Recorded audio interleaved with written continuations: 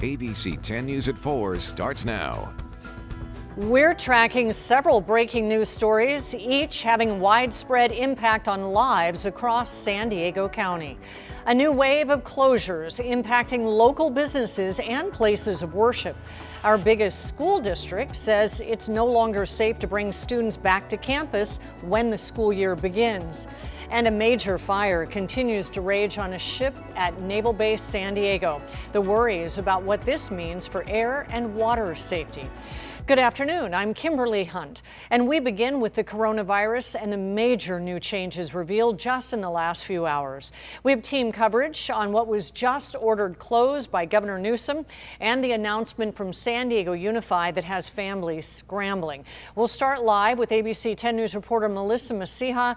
Melissa, hundreds of San Diego businesses that just reopened may have to shut down once again. And Kim, this could affect a number of places, from restaurants to gyms, and really every county in California is affected in some way. Now, the governor called this a modified stay-at-home order as hospitalizations and the positivity rate from COVID-19 remains high. Not on open economy or off, shut down, but a dimmer switch, looking at conditions throughout the nation's most populous state. Monday afternoon, the governor announced additional indoor operations for counties on the monitoring list to close. San Diego is on that list, along with 29 other counties. What's not allowed to operate now? Fitness centers, places of worship, offices for non-critical sectors, personal care services, that includes hair salons, barbershops, and indoor malls. This comes as many of those industries spend extra money for more personal protective gear and other safety measures to recently reopen in San Diego.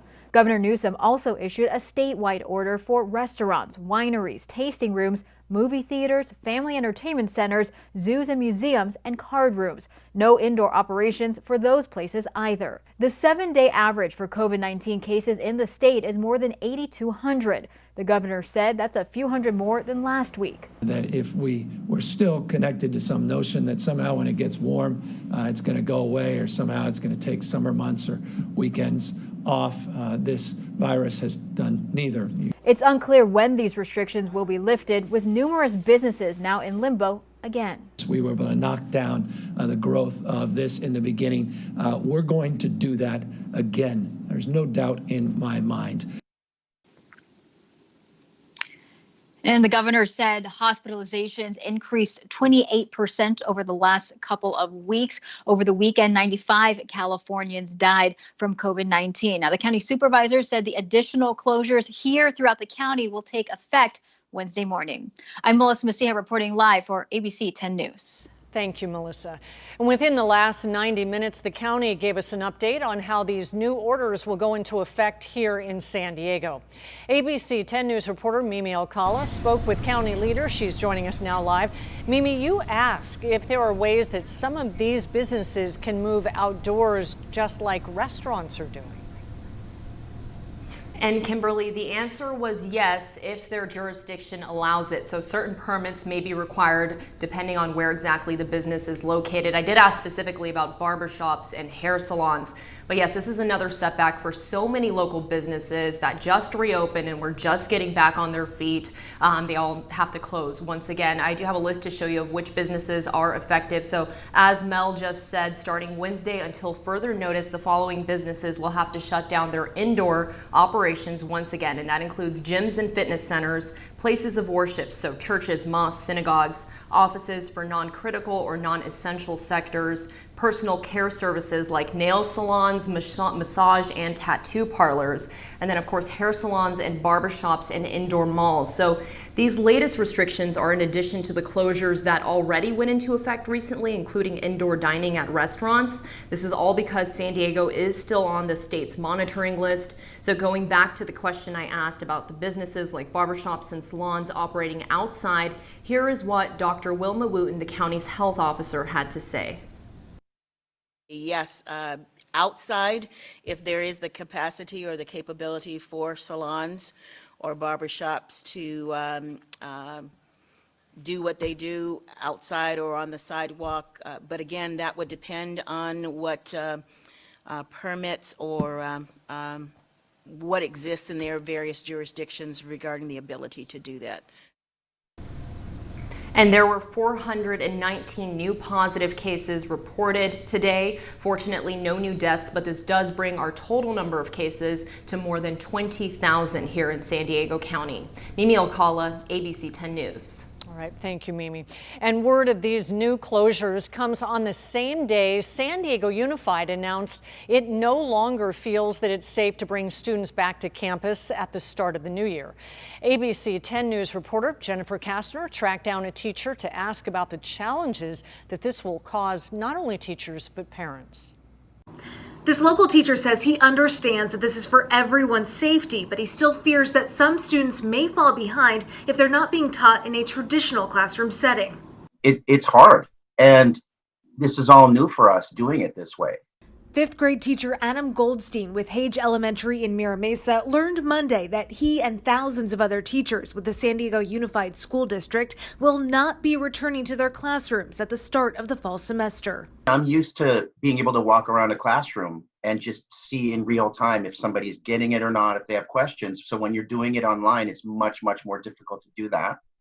The district, along with LA Unified, announced that students will do online-only learning, at least to start. A mass letter reading in part, the skyrocketing infection rates of the past few weeks make it clear that the pandemic is not under control. Our students and our staff, our teachers, and our families need to be safe. School Board Vice President Richard Barrera spoke to ABC 10 News about the virtual model that'll happen this fall. It will be a more robust, better experience than what we had in the spring.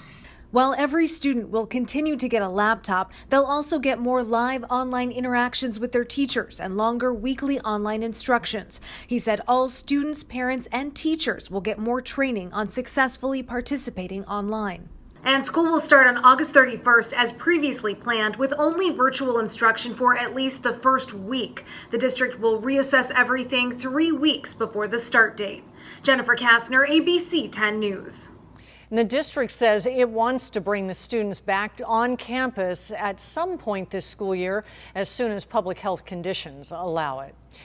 And an all-out firefighting assault is underway on the USS Bonhomme Richard. The ship caught fire Sunday morning at Naval Base San Diego. In the last 20 minutes, the Navy told us 59 sailors and civilians were treated for minor injuries. They have all been released, but there are still major concerns about air and water safety. 10 News anchor Vanessa Van Hefty shows the desperate effort to make sure the flames don't reach the 1 million gallons of fuel on board. A battleship at war with fire that has shown no mercy, burning for more than 24 hours. 400 sailors doing everything possible to save the USS Bonhomme Richard. It is now listing. The forward mast collapsed, and it's taking on massive amounts of water being poured on it to fight flames. It's really a dance. With temperatures well over 1,000 degrees, there are 2 decks between the heat source and fuel tanks. Rear Admiral Philip Sobek. There is a good buffer between the heat sources that we're aware of and where the fuel. Again, very dynamic situation. The Navy Seahawk helicopters unleashing an aggressive assault. 415 buckets of water dropped today that will continue through the night. 34 sailors and 23 civilians have been treated for minor injuries. 5 remain hospitalized and are stable. Investigators know where the fire started, flames followed by an explosion, but the cause is still anyone's guess. We first got the report from in the lower V of the ship. And that's where where you store all the tanks and all the other things, Marine Corps equipment. If you open the stern gate at the back of the ship in there, that's kind of where we believe, above that is where we believe things started. The military telling everyone to maintain an 1,800-yard safety perimeter, cognizant of what all of this is doing to our air and sea. We're checking everything that we know. And we're within EPA standards. All while trying to make sure this ship sets sail again. There are only 4 of its kind in the Pacific Fleet. Vanessa Van Hefty, ABC 10 News. We just got word that 2 more sailors were hurt today, and the 5 who were in the hospital have now been released. Firefighters say it could be days before the flames are out. And people have smelled this fire as far away as Rancho Bernardo and Escondido. ABC 10 News meteorologist Angelica Campos is tracking the air quality around the county. Hi, Angelica. Hi, Kim, and even my neighbors here in Oceanside say they smell it too. I could smell a little bit as well, so the North County definitely getting a hint of it. What's happening now, and I want to use this graphic that I actually showed a couple of weeks ago to explain how the clouds sometimes don't clear. So you can basically have a warm layer of air right above the cooler air, and that traps the air from mixing or moving. It works the same way as it would happen during a cloudy day or a gray June day that we had a few weeks ago. Instead, now we have the smoke that's getting trapped. We have the mountains on one side, the cool air to the other, and above it, warm air that's also keeping that air in place. So the air quality, of course, dropping around the county. The winds are mostly out of the west, but as we go into tonight, usually those winds is very typical for our terrain to switch, and they become a little bit erratic and the winds come at different directions. It will be breezy at times for the next couple of days, so that definitely a concern with wind gusts of up to 20 to 25 miles an hour.